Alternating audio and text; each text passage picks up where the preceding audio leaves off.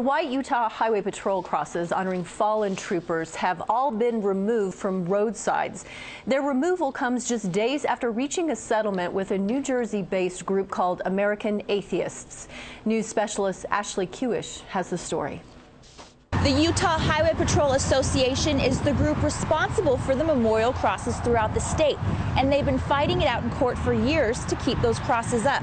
But that fight ended as the crosses came down. There's nothing more to fight. They started Tuesday or Wednesday, and they traveled around the state and took them down on Friday, which should have been the last one. The 14 solid steel crosses now sit in a warehouse, each one honoring a fallen UHP trooper, each one waiting for a final place to stand. In our opinion, it's a memorial marker, maybe shaped like a cross.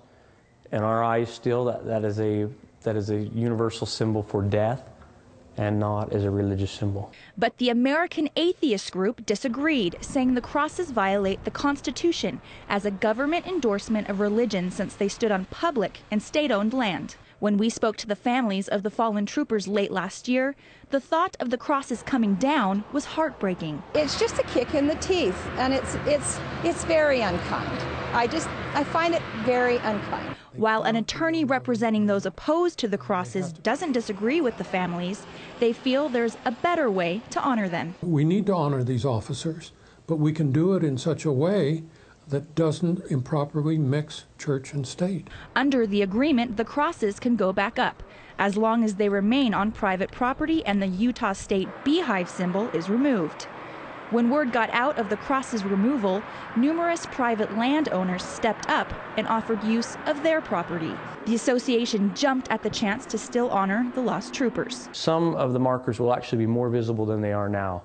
A couple of them will only be moved within about 20 feet of where they are now.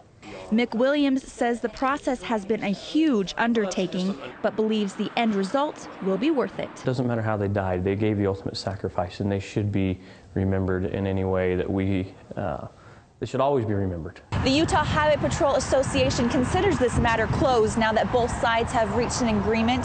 Mick Williams hopes all 14 crosses will be in their final places on private land at the end of next month.